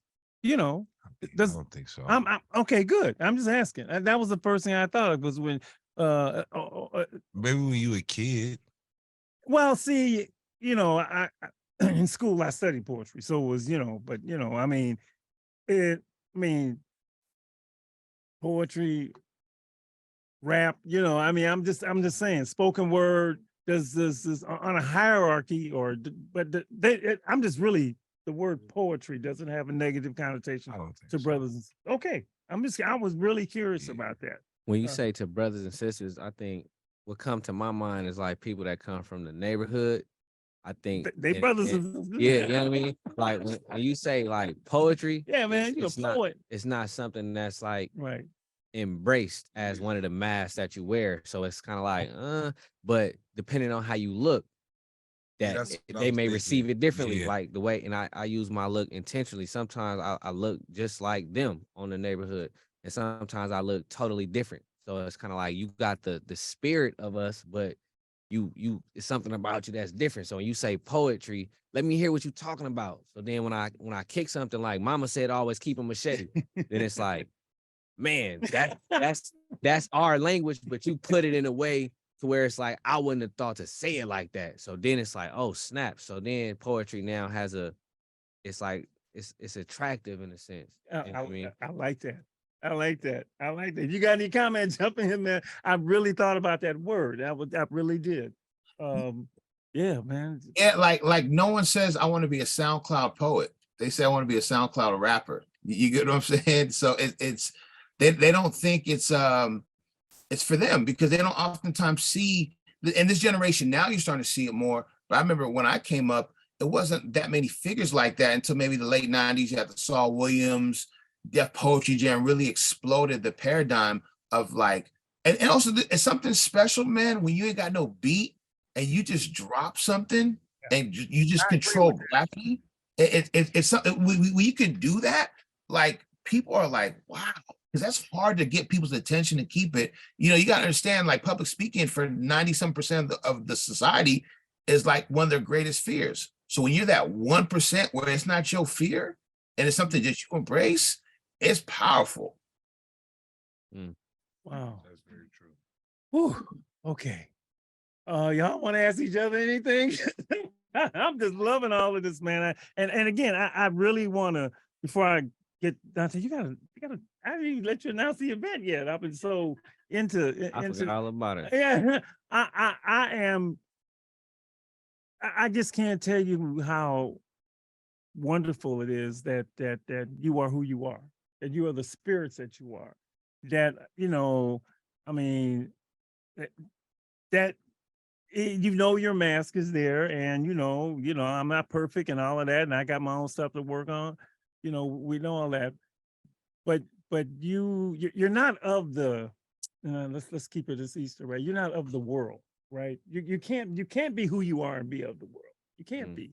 It can't be about the money. It can't be about all them other things, the distance. So you can't do this and be like that, right? And I just really appreciate that, man, because brothers need it so bad. They just need somebody who's not like that. Because when you're running with a crowd like that, you can't get it. You can't get it from no place What I'm else, saying, right? yeah. What you said earlier about the love you have for her without, I'm gonna play that. I might play that to somebody, but you need to listen to this. This brother talking about this, right? And they don't have a chance without this. And so whether it's from afar or up close, because you can't be fake with this either. You got to represent the whole time. You can't be, you got to be the same. The worst thing to do is, meet somebody and they're completely different what they represent. You got to be genuine. You have to be genuine. And I just want to thank both of you for me. And you got to be humble. And I know both of you, and you are. And I think that's the greatest virtue. I really think humility is the greatest virtue of all. I really do. I really do. And brothers, we ain't humble. The last thing we are is humble. We boasting, flossing, I get it, but it don't do us no good, man. It really doesn't do us any good. And to have brothers who are do through this art form is just wonderful. Talk about the event, because I've got to give you a chance to do that. Yeah. So I'm having a book reading for Psalms. The address is 306 13th Street, Oakland, California. It's this Friday coming up, April 14th from 7 to 9. Okay. It's donation based. So if you want to come in and just donate a hug, donate some love, donate 50 cents, $1, whatever you want to, just come through. It's a small intimate gathering. So the more the merrier, but you know, whoever come is meant to be there. So it's 306 13th Street, Oakland, California, at Wolfpack Studios, 7 to 9. Um, Small refreshments or light refreshments, intimate crowd. And yeah, just gonna be pretty much doing a little bit of what we just did today. Share some poems, share some stories, answer some questions, and most importantly, just trying to put myself more out there to the community because I write poetry and I don't really go out like that. If I ain't asked to be there, I don't be at open mics and nothing like that. So some folks is encouraging me like, man, you gotta at least do a book reading. I dropped this book in December. It's April. Yeah, so I wasn't really tripping on it. You know, so it's just like, nah, you gotta at least do something so folks can come and touch you and talk to you in person. So that's what this pretty much is. Just come through and you know, share some love. And you got that? I didn't write it down. You Oh, got yeah. when and where and everything because we got to get the word out. Yes, no, I'm definitely on top of it. Yeah. Okay. Okay. Javier, you have anything coming up just to ask you? Man, most of my stuff isn't isn't public, but what I'm doing is really cool. I'm bringing Black therapists to schools in the city. Working on this project called Soul Circle, which is bringing African American therapists to help deal with the mental health crisis in schools in San Francisco. Hopefully, it's going to be something we do nationally. I have a video game club for Black boys called Bug. Baby United Gaming is helping African American boys get into the video game industry, create the next generation of STEM students, do something that they love. To be a gamer, you got to know science, technology, engineering, and math. And the A, if you make a STEAM, is creativity. So yeah, I'm doing a lot of fun stuff, man. Nothing public. I feel, Brother Don, like I don't get out as much because some of the work we do, man, people just don't know about it. Yeah, and they don't need to. It's private, and if it gets out, it gets out. But what matters is the people that we serve are impacted and are getting healthy. And so yeah, so I'm busy, but I'm definitely working. Don, bro, I just want to give you your flowers, man. Like it's amazing. I know how hard it is to sit down and just write anything. You know what I'm saying? Let alone a book. And this is, you said it's your third one. So it's a huge acknowledgement, man. And I pray you get to like go on campuses and like really get to, get out there across the country and share your personal testimony, man. Like it's just really dope that you were just consistent enough to do this, man. So I salute you, King, and like, let's get these bookings this year for you, bro. So years ago, I met a gentleman.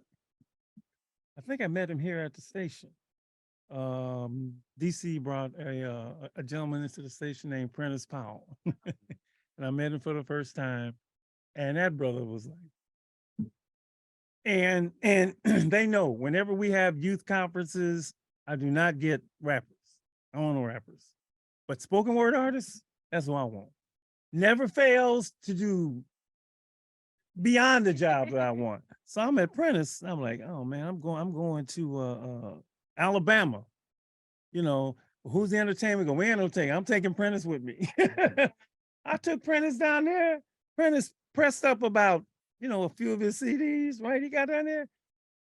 Not only did he sell them out, he sold them all out, right? All he had to do was get on the stage, do his thing, and he was the biggest hit probably of the whole 3 days. And we had Reverend Joseph Lowry there who spoke at that conference, who was a confidant of Dr. King, right? Prentice was huge. And then Donté, you believe, because I'm putting this out because you don't know what the future gonna hold. Next time I went to South Africa, right? And I'm saying, you're gonna take, I'm taking Prentice. I took Prentice with me. When I took that young man into a South African jail. See, it ain't about being on stage. See, y'all, this to the people. I took him in front of these brothers, and these young South African men listen to a black man like them do that, man. You look, you can't get no more love than that. And gratitude. See, this wasn't thanks, ladies, though. This was gratitude, man. Thank you for coming all the way over here and bringing Prentice, man. So y'all be ready. You don't know what's gonna happen. Look, you might get sick of me. Okay, all right. Javier, you're sick of me because you're right. They don't know. They need to be exposed. They need to see this because what I'm battling, this is really a spiritual battle. What they get, powers and principalities. And I'm not one that knows all that stuff, right? but all that. But this is a spiritual battle, and to have spirits like you do what you do is just we're just blessed, and you're just blessed to be who you are. So I'm gonna turn it over to Lady. Oh, you got Turn over to me, not when you got spoken artists in here. Okay, she want to hear one more. No, we're gonna hear from. We'll let you gentlemen close us out tonight. We're gonna give Mike some more. We'll give let you gentlemen turn to do it. Who's first? Javier, you go first? Yeah, I can go. I can go. All right, let me get through this. This in honor of Resurrection Sunday today. This piece is entitled One of Us. He was one of us, but for some reason, they don't make the Son of God look like none of us. Man, he had to be a brother, not by race and not by color, but by the experiences he went through are similar to others that I know. Check it out. His life started out with drama. Mother was a teenage mama on some Maury J. Povich stuff like, hey, Joseph, are you sure you the father? Born in the manger, no Obamacare, no Christians were invited, only astrologers were there. He came from a hood where they said what good can come from it, Nazareth. And if you're from East Oakland, Richmond, or Frisco, that's the same question they was asking us. He was one of us. And due to Pharaohnomics, he had to flee south, went to Egypt, blended in nicely. Now that's what I call Southern hospitality. He was one of us. And even though God came down in the flesh, he was still homeless, a house guest, a professional couch surfer, a carpenter. See, Jesus was one of them amigos you would see down at Home Depot. He was one of us, rejected in his hometown, and his family didn't even believe he was the Son of God till he came back from the ground. He was one of us. He was so much of a brother that he lived with his mama till he was 30. He was a mama's boy, his mother's joy. See, before there was Dear Mama by Pac, there was Jesus on the cross who said, while I'm gone, please take care of my moms. And his political platform was simple.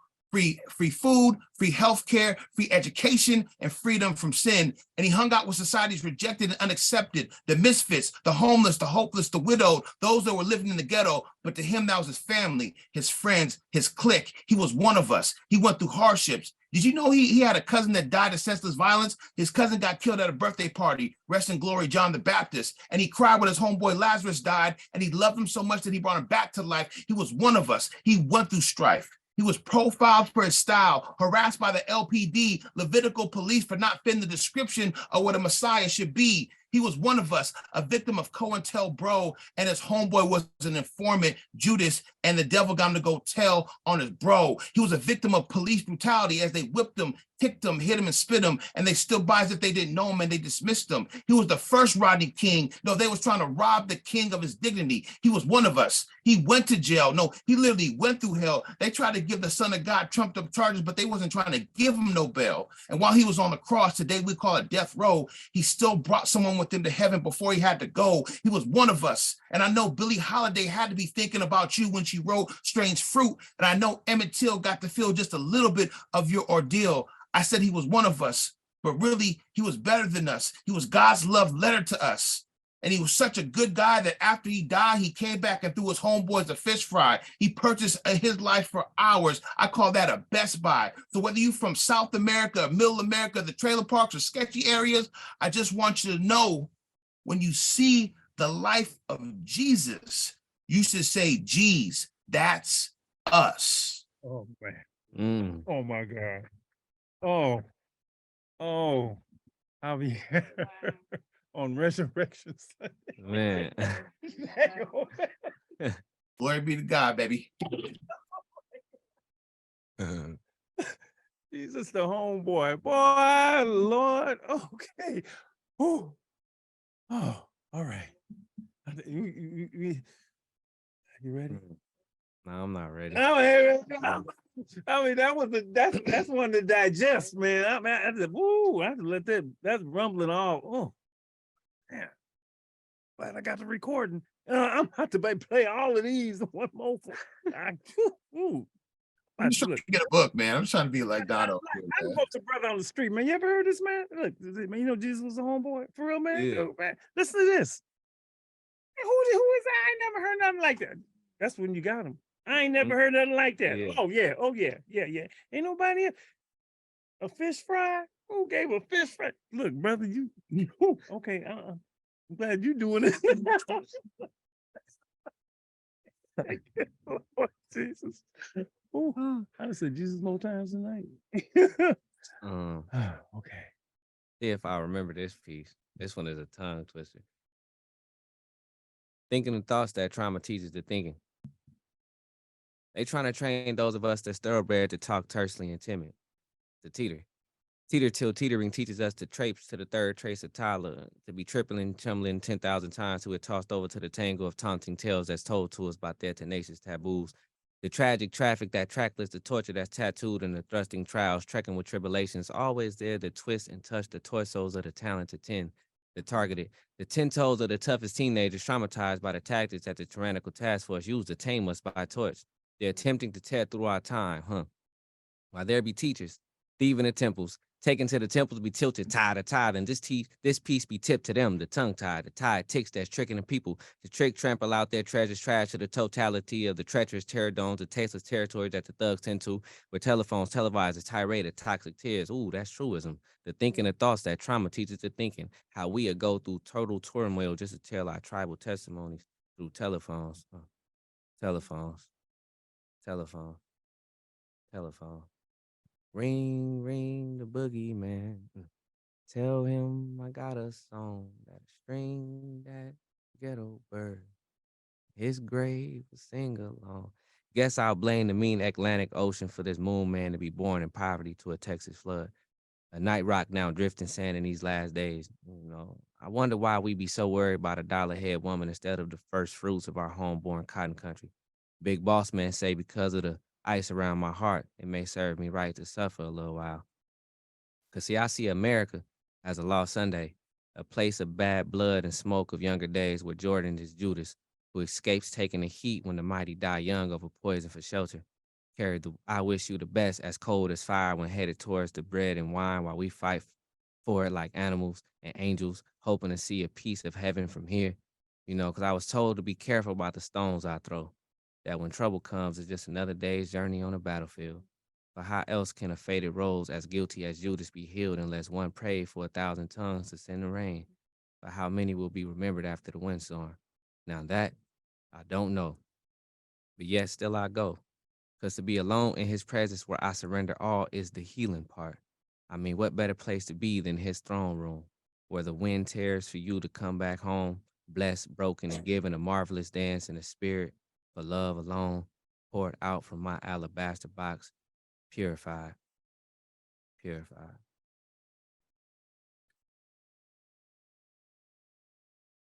Let me tell you, Philmo, you got something tonight, brother. You got some these brothers, few brothers don't get. Definitely. Yeah, and you got it up close and personal. Yes, sir. Amazing, man. Wow. All right. Okay. Wow. Thank you both. Thank you both for Javier, appreciate you, brother. Likewise, Ken. I'm gonna give y'all, y'all, yeah. I got his book for you, and and I'm gonna give you a number. Yeah, I just want look. What do you have? I can't do this right. What's that? What maybe they had like Def Comedy Jam and with Comic View and all that. How come these brothers can't be like, this? Yeah, I gotta figure out something. You gotta figure out something, man, because these dudes will help people, man. People struggling. We struggling. Not only is the system struggling, but brothers going through it. People going through it. Thank you, both of you, for joining us for opening of poetry. I can't believe this. Put a show together. I'm thinking I'm gonna find somebody. I ain't a promoter, but I'm gonna find something. Lady, last words. Happy Resurrection Day. Happy Resurrection Day. Donté, last word. Javier, last word. Peace, love, and blessings to all. Thank y'all for having me. Javier. I pray if you need a resurrection in your life, it's available for you. Love both of y'all. Love all of y'all. All right. Happy Easter, everybody. Happy We'll Easter. see you next week right here. Live and Free Radio Street Soldiers. Thank you.